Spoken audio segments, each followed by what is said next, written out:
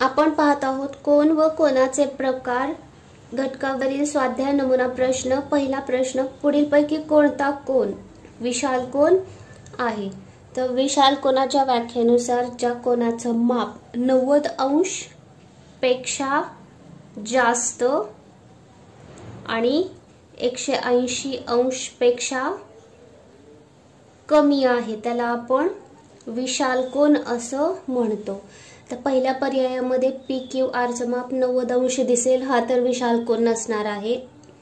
दुसऱ्या पर्याय XYZ चं माप 64 अंश आहे, 90 अंशापेक्षा कमी आहे म्हणजे हा पण विशाल कोन नाही। तिसरा पर्याय LMN मध्ये कोनाचं माप 15 अंश आहे म्हणजे 90 अंशापेक्षा कमी आहे म्हणजे हा पण विशाल कोन नाही। चौथ्या पर्यायामध्ये कोन ABC चं माप 92 अंश आहे, याचं माप 90 अंशापेक्षा जास्त आहे म्हणून आपला बरोबर उत्तराचा विशाल कोन असलेला पर्याय मिळेल, पर्याय क्रमांक 4। दुसरा प्रश्न, सोबतच्या आकृतीतील कोनाचे अचूक नाव कोणते? आता आपण कोनाचं नाव 3 प्रकारे लिहू शकतो, कोन RST किंवा कोन TSR किंवा कोन S। आता या तिन्हीपैकी एक नाव असलेला पर्याय आपण शोधू। तर पहिल्या पर्यायामध्ये कोन RST दिसत आहे म्हणून आपला बरोबर उत्तराचा पर्याय आहे पर्याय क्रमांक 1। आता पाहूया सरावासाठी स्वाध्याय 26। पहिला प्रश्न, पुढीलपैकी कोणत्या पर्यायातील घड्याळाच्या 2 काट्यामध्ये काटकोन दिसत आहे? आता पहिल्या पर्यायातील घड्याळ पाहिलं तर तास काटा 3 वर आहे, मिनिट काटा 12 वर आहे। काटकोन याचा अर्थ 90 अंशाचा कोन, तर इथंच आपल्याला 90 अंशाचा कोन तयार झालेला दिसतोय म्हणून आपला बरोबर उत्तराचा पर्याय आहे पर्याय क्रमांक 1। दुसरा प्रश्न, हाताचा अंगठा सोडून इतर लगतच्या 2 बोटांमधील कोन कोणत्या प्रकारचा असतो? आता आपले हे हाताची 5 बोटं आहेत, ही 5 बोटातली आपली अंगठा आपण सोडला तर बाकीचे 4 बोटं पाहिली तर या 2 बोटामध्ये आपल्याला लघुकोन दिसेल, इथं पण आपल्याला लघुकोन दिसणार आहे। तर अंगठा सोडून इतर जे 4 बोट आहेत त्या बोटांमध्ये आपल्याला लघुकोन दिसणार आहे म्हणून आपला बरोबर उत्तराचा पर्याय असेल पर्याय क्रमांक 3। तिसरा प्रश्न, 1:45 ही वेळ दाखवताना घड्याळाच्या 2 काट्यामध्ये कोणत्या प्रकारचा कोन तयार होतो? तर 1:45 म्हणजे तास काटा साधारण 1 आणि 2 च्या मध्ये असणार आहे आणि मिनिट काटा 45 मिनिटे म्हणजे 90 मिनिट काटा आपला असणार आहे। तर आपल्याला हे 2 काट्यामधलं जो कोन इथं तयार झालेला दिसत आहे तो 90 अंशापेक्षा जास्त दिसत आहे। 90 अंशापेक्षा जास्त मोठा कोन त्यालाच आपण विशाल कोन असं म्हणतो म्हणून बरोबर उत्तराचा पर्याय आहे पर्याय क्रमांक 2। चौथा प्रश्न, पुढीलपैकी कोणती आकृती लघुकोनाची नाही? आता लघुकोन म्हणजे आपल्याला माहित आहे 90 अंशापेक्षा लहान असलेला कोन, पण आपल्याला विचारले लघुकोन नाही। पहिल्या पर्यायामधला कोन पाहिला तर इथं 90 अंशापेक्षा लहान कोन दिसेल, दुसऱ्या पर्यायामध्ये 90 अंशापेक्षा निरीक्षणाने लक्षात येईल 90 अंशापेक्षा लहान कोन आहे। तिसऱ्या पर्यायामध्ये सुद्धा जो कोन आहे तो 90 अंशापेक्षा लहान आहे, पण पर्याय क्रमांक 4 मध्ये पाहिलं तर इथं 90 अंशापेक्षा मोठा कोन दिसत आहे म्हणून पर्याय 4 मधली जी कोनाची आकृती आहे ती लघुकोनाची नाही। बरोबर उत्तराचा पर्याय आहे पर्याय क्रमांक 4। पाचवा प्रश्न, घड्याळाचा तास काटा 6 व 7 च्या दरम्यान आहे व मिनिट काटा 5 वर आहे, तर त्या 2 काट्यामधील कोन कोणत्या प्रकारचा आहे? तर आपण पाहूया तास काटा 6 आणि 7 च्या मध्ये दिसेल आणि मिनिट काटा हा 5 वर आहे, तर इथं जो कोन तयार होणार आहे आपला तो 90 अंशापेक्षा लहान दिसत आहे।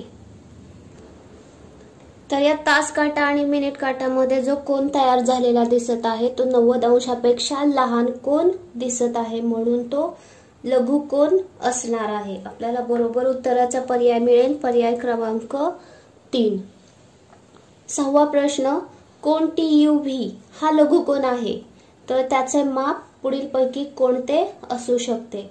आता TUV जर लघुकोन असेल तर त्याचं माप हे 0 अंशापेक्षा जास्त असणार आहे आणि 90 अंशापेक्षा कमी असणार आहे, म्हणून आपला बरोबर उत्तराचा पर्याय आहे पर्याय क्रमांक 2.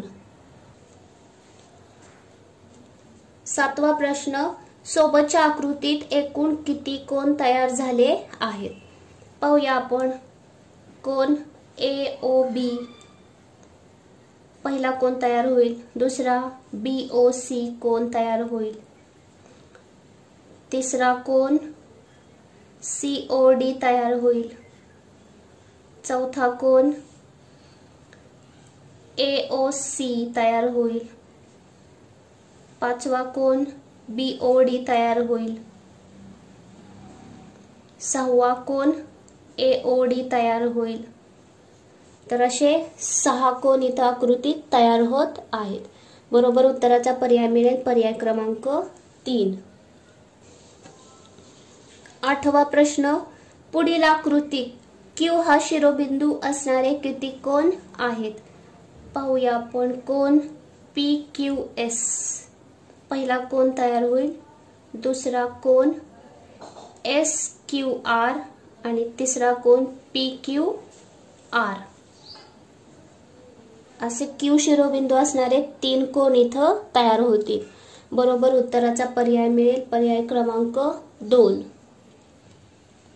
9वा प्रश्न, सोबतच्या आकृतीत विशाल कोनाचे नाव लिहा.